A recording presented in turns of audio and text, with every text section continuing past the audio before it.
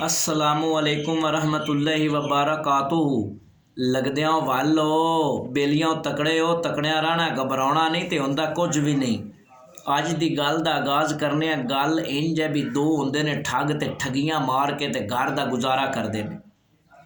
एक दिन एक घर दे विच ठग बैठा होंदा है ते उनकी जिहड़ी बीवी है उनकी घर वाली आखदी कर्मा वालिया घर दीयां चीज़ां मुक गई ने ते कोई ठगी ठुगी मार लिया, ले आ बारू कोई जुगाड़ ला लिया। वो जनाब ठग उन्होंने पता है आपकी घर वाली नूं की आंदा है, एडी एक दिंदा है सोटी। उन्होंने आंदा है भी आए लगी जा सोटी सुनारे को ले जा ते उनदे तू लवा लिया सोने की पान। उनकी घर वाली जनाब बन्नी जाती है तो सुनारे को ते सुनारे तू सोटी ते सोने की पान लवा के लिया देंदी, उन्होंने देंदी। वो घर तो निकलता टुर पाउंदा है। उदे जनाब वो ठग टुरदा जाता है तो एक होर पिंड का ठग होंदा है, वो भी जनाब ठगी तो घरों निकलता है। तो उनके कोल की होंदा है, वो जनाब उन्हां कोल थोड़ा जिहा कोई पाइया घ्यो होंदा है तो पीपा एक लैंदे ने तो उन्होंने मिट्टी ना भर के ते उनदे उत्ते वो घी पा देंदे ने तो बंद कर देंदे ने पीपा घ्यो का बना के ते वो भी टुरिया होंदा। उदों वो ठग टुरिया होंदा है, उदों वो टुरिया होंदा है। वो एक चौक हो जाते हैं जनाब इकट्ठे। तो जदों इकट्ठे हो जाते हैं तो एक दूए तो पुछते हैं भराने किधे जाना ही।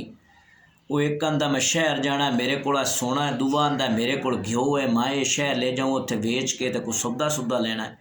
उन्हों का आपस दिल बन पाता है भी असी आपस दोवें चीज़ां वटा लवीए। वो जनाब दोवें चीज़ां लेंदे ने ठग वटा, एक दूसरे को मार लेंदे ने ठगी।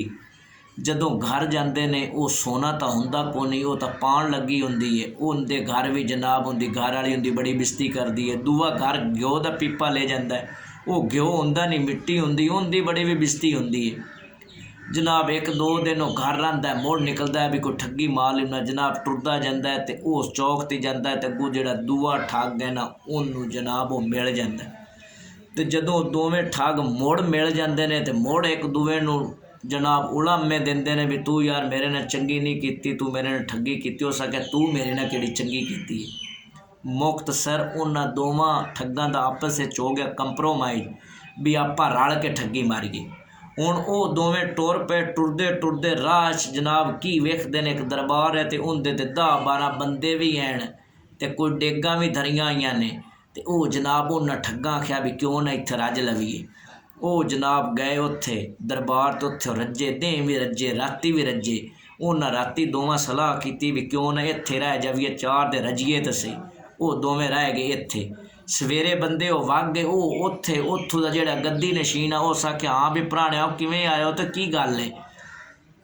उन्हें आख्या भी असी घरों उवें निकले भी चार दे दरबार ते राह आने आए ते कोई उत्थे इबादत बुदत करसा है। उस आख्या कोई मसला रहो इत्थे आए अपने को एक है सिर्फ गां, इनू तुसी पट्ठे गत छड़ने ने दें च एक बंदा चरा के ले आवे ते एक पिछू इंदा जेड़ा गोया ते फोड़ा फोड़ा जगह साफ कर छड्डे ते कोनी रहो तू खाधी पीती रखो। जनाब उन्हें एक बंदे ने गां छड्ड ली ते एक बंदा मगरू सफाई करन लग पिया। जेड़ा गां छड्ड के ले गया वो जनाब जैसे वेली जगह ते गया, उस गां दे गाले च रस्सा वड़िया ते गां नूं चरावन वास्ते छड्डिया, उस ते गां नस पई। जनाब गां बज्जी बज्जी बज्जी शाम की गां बन्नी रही। वो वड़दे ही वत्या जलील हो गया, थक गया। जेड़ा पिछला बंदा वो जनाब उस फोड़ा छुड़ा मारिया, गोया सट्टे एक बट्ठोल सट के आवे तो मगरों दूआ बट्ठोल होया पिया होवे, वो सट आवे शाम की जनाब उन्होंने वो जेड़ा दरबार का गद्दी नशीन आना वो शाम की चंगा उल्लिया काम ते।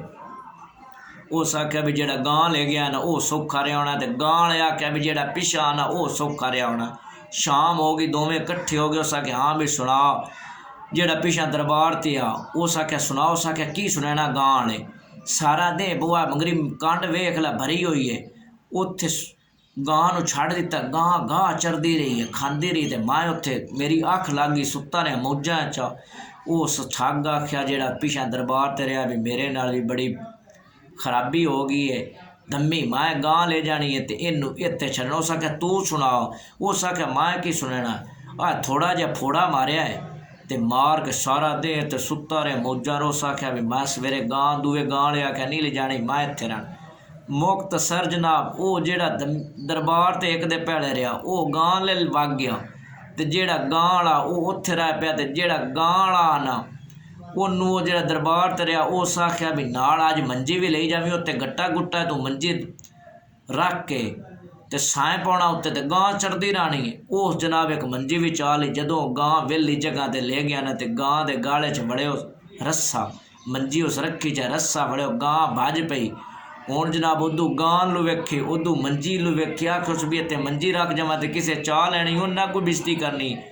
ਉਦੋਂ ਸਿਰ ਤੇ ਰੱਖਿਓ ਉਸ ਮੰਜੀ ਤੇ ਮੰਜੀ ਰੱਖ ਕੇ ਜਨਾਬ ਗਾਂ ਦੇ ਮਗਰ ਗਾਂ ਨੂੰ ਸਾਰਾ ਦੇ ਬਜਾਇਆ।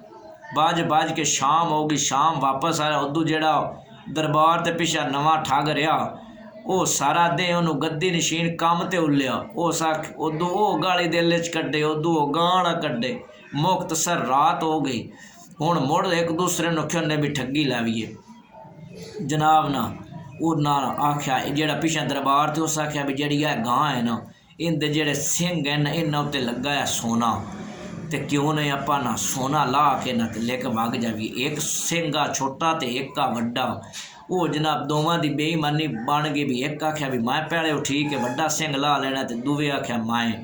ਉਹ ਜਨਾਬ ਰਾਤੀ ਸਾਂ ਪੇ ਹੁਣ ਸਮੇਂ ਕੋਲ ਇੱਕ ਉਠੀਜਾ ਉਹ ਜਨਾਬ ਗਿਆ ਗਾਂ ਦੇ ਨੇੜੇ ਹੋਇਆ। ਗਾਂ ਕੜਮੀ ਆਈ ਉਸ ਮਾਰਿਆ ਅੱਟ ਕੇ ਉਹਨੂੰ ਸਿਰ ਹੁੰਦਾ ਢਿੱਡ ਦੇ ਵਿੱਚ ਸਿੰਘ ਲੱਗਦਾ ਢਿੱਡ ਪਾਟ ਗਿਆ।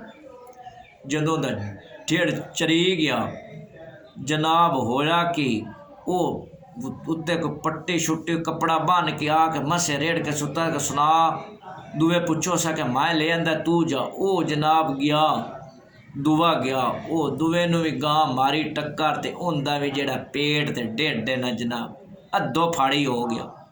ਜਦੋਂ ਉਹਦਾ ਵੀ ਢਿੱਡ ਪਾਟ ਗਿਆ ਉਹ ਵੀ ਆ ਗਿਆ। ਉਹ ਸਾਨੂੰ ਆ ਕੇ ਗਾਲੀ ਕੱਢੀਆਂ ਵੀ ਤੂੰ ਮੈਨੂੰ ਦੱਸਿਆ ਕੋ ਨਹੀਂ ਹੋ ਸਕਿਆ ਮੇਰਾ ਹਾਲ ਵੇਖ ਮੈਂ ਤੈਨੂੰ ਦੱਸਾਂ ਕੀ ਆ।